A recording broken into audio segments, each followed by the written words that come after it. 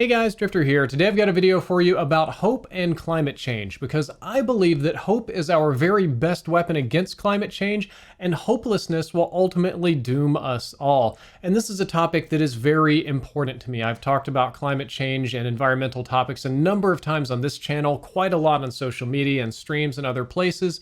And I know that I'm a gamer and I should be staying in my lane, and supposedly the environment is now political, but if it's important to me and I have a YouTube channel, I'm just going to talk about it because that's what I want to do today. And in the past, I've covered these topics in a very negative, very doom and gloom kind of way. I think earlier this year, there was a video about why I believe the world is ending. There was the Team C's video that was a little bit negative because of the type of pollution that we talked about cleaning up.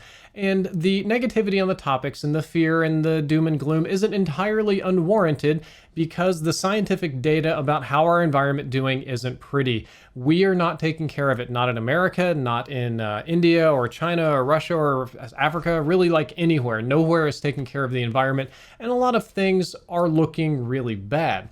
And if that's the case, and if it's something that's important to you in the same way that it's important to me, you would want to make it better, right? If there's a problem, something that irks you, you want to fix it, you want to help, you want to, build a better future, blah, blah, blah, make that little Star Trek communism thing come to life.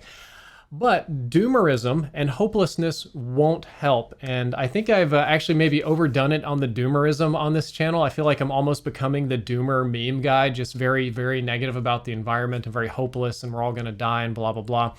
And that's not a very helpful message to put out, and it's not a very helpful thing to feel, because when people feel hopeless, they feel disempowered, they give up, they don't take any actions.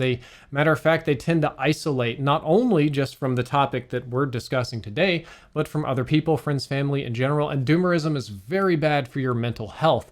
Now, the tinfoil hat conspiracy theorist part of me likes to say they, the evil Illuminati, they, whatever, the powers that be would prefer it that way. I think the powers that be would prefer us to feel hopeless. They would prefer us to feel that nothing can be done about climate change. Nothing can be done about pollution. It's out of our hands. Not only are we hopeless, but we're helpless. No matter what we do, it won't matter.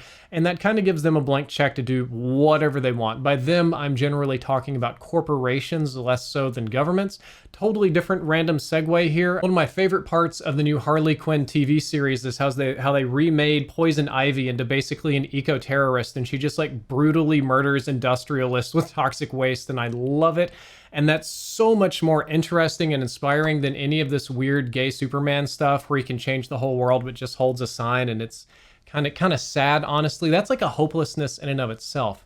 But back to the main topic. Hopelessness spurs inaction. Hopelessness causes you to want to do nothing, to just kind of pull back and avoid as much pain as possible, which ultimately makes the problem worse.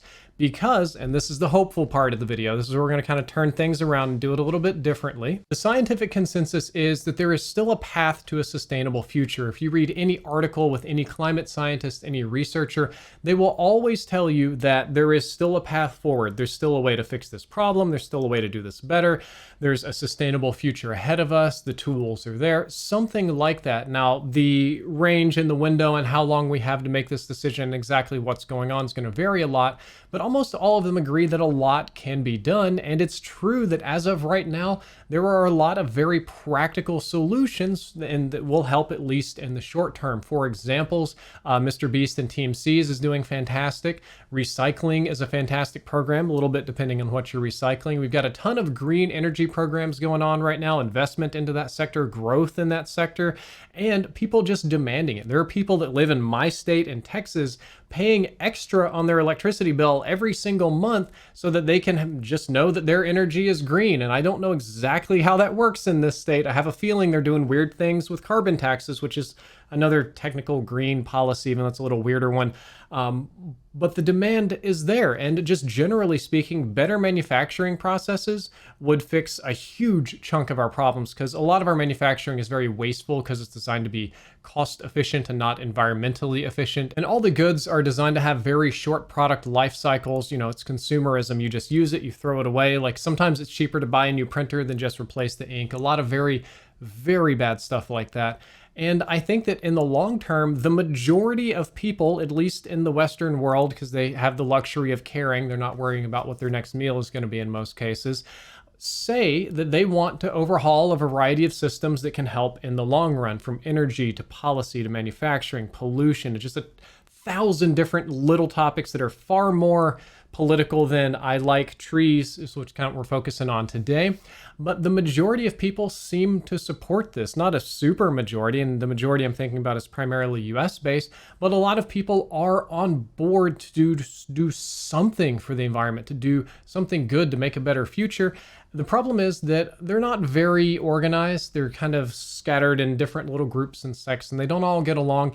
And more importantly, a great number of them, and I guess me too at this point, are hopeless. They don't believe that they have the strength, the power, the will to change the future. They don't think that the science is good enough. A great number of people believe that we have already passed the tipping point and that anything that we're doing now is just bonus. Like, it doesn't matter. We could do anything in the world and we wouldn't stop climate change. Even though the basic scientific consensus is that's not true, it does feel that way because we're getting hammered by bad news over and over and over again until it kind of grinds you down into like a fine paste. But the point is, it doesn't need to be that way. There's a lot of things that are looking good right now, a lot of promising technologies, a lot of promising interest, a lot of money flowing into this area, and that's probably the biggest and most important one.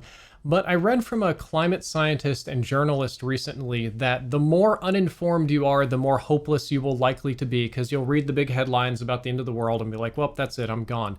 However, the more informed you are, the more you research, the more you read into the things that people are doing, typically you tend to be more hopeful that there are better solutions. Even for things like we talked about in the past with a coral reef collapse, there are plans to reseed, replant, and regrow coral reefs to bring them back and bring biodiversity back to the ocean. But it's not a very popular topic. It's not very flashy. You don't hear about it very much unless you just really dig into the research. You probably won't see that. So in order to be hopeful, you have to be informed. However, in order to be informed, you have to have enough hope to care to read that stuff. So it's a little bit of a cycle here.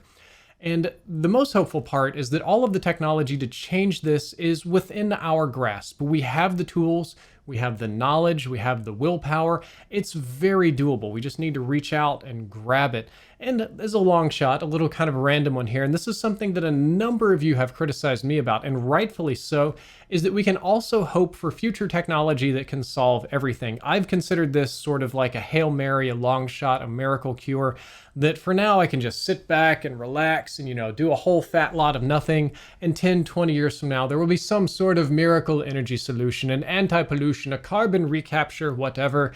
And that's a bit of a I'm the practical, worldly person in me likes to plan on things that we can do today. But that's true. Our technology is still advancing at an exponential rate. Then this whole field is blowing up, and God only knows what AI or machine learning could do about climate science, which is not very applied very much. But the point is that the thing that I say is a long shot is still a shot. It's still there. Amongst all this other stuff, there is the Hail Mary option still going, still doing its thing. And in the future, these sort of miracle technologies may show up. So given all of this, I personally haven't given up hope yet.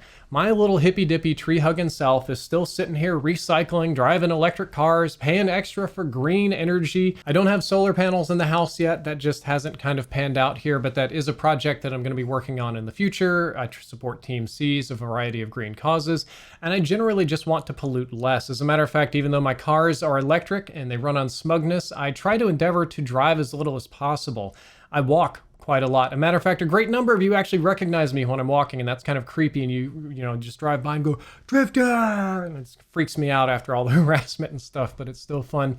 So I'm still trying. I still haven't given up my hope. As a wise man once said, don't give up the ship until your butt hits the water. And right now I'm still dry, so I am not giving up. So the question I have for you is that given all of this little rant, this little not super scientific feeling that I've put out on the internet, how many of you are willing to hang in there with me? How many of you are willing to keep on hoping, keep on trying, and keep on trying to do something better for the future of the environment? I hope that it's quite a lot of you. I hope that this video is meaningful, and I tried to make it as apolitical as possible. I feel like the environment shouldn't be a political issue, but it is. It's just something important to me, something that I wanted to talk about. And I think I'm going to do more topics like this in the future, where if something's just important to me, I'm just going to get on the freaking internet and just talk about it. And that's going to be a video. Obviously, we're also practicing the format with these. I'm kind of back to the green screen. We're going to see if that looks better, gets more attention. So let me know what you think about all this. Just put something down there in the comments. Give me some food for thought. If you enjoyed, don't forget to like, favorite, and subscribe. Drifter out.